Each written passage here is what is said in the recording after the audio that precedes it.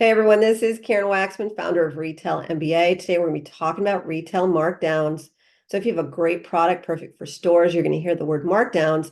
And so I just want to talk about that in this training. With that said, let's get started on today's training. So let's talk about retail markdowns. So retail markdowns are very simple. It means that the buyer is marking down the product, the price. So it's a permanent discount of your product publicly, essentially, is a markdown. You're marking down the product. That is a very sad day when the price has to go down, obviously, because you want to make as much money as possible. The buyer wants to make as much money as possible.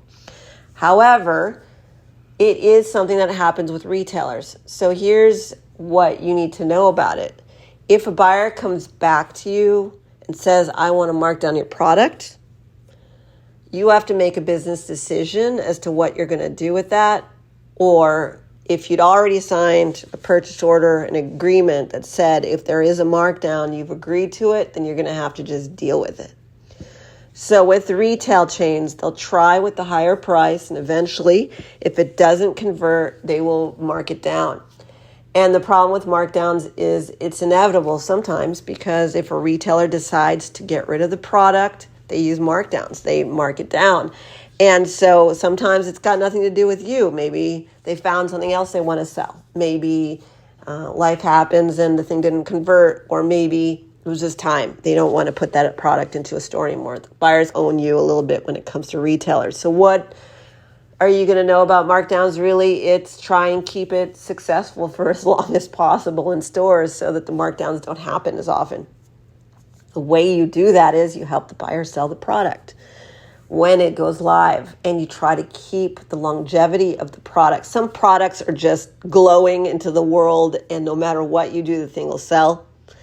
You know those products, those one-hit wonders that just do better than anything else. You don't have to do much, it just succeeds. Then there's a lot of ones that are in the middle, the wiggle rooms, highs, lows, and so forth. You, as a business owner, need to decide how bad you want it. If you really want to succeed with retail chains, you're going to have to help along the way. They're giving you a platform. They're giving a lot of people to look at your product. Some of these retailers have millions and millions of people come to their websites a month. Some of them have hundreds of thousands of people coming to their stores in a given weekend. They're giving you the platform. If the product's not selling, they're bummed too. They filled out paperwork. They had you ship stuff. They want it to succeed. So how can you help them?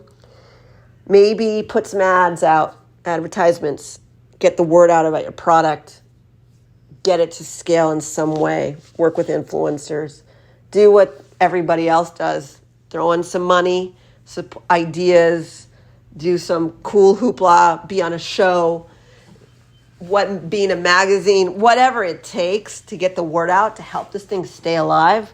That's your job, and you need to decide how bad you want it.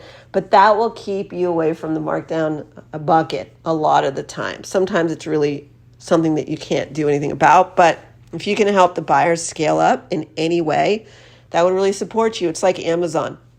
You sell a product on Amazon, it will do fine or above fine, right? But if you throw some ads at it, it'll get to the buy box. It'll get to the top. It'll be more successful. It's just like anything else in the world. So you can choose to let the buyer sell the product for you, or you can help out and have more longevity with retail. This is Karen Waksman, Retail MBA. If you want to learn how to approach, pitch, and sell to retailers, how to handle all this stuff, what to do once you get an order, ideas for marketing to ensure success, please check out our Retail MBA training and coaching system.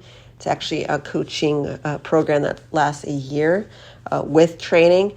It's powerful. And or check out our Done For You services and or our events. We do a lot of stuff helping people scale up as fast as consumably possible. Karen Waksman, Retail MBA. Thanks so much.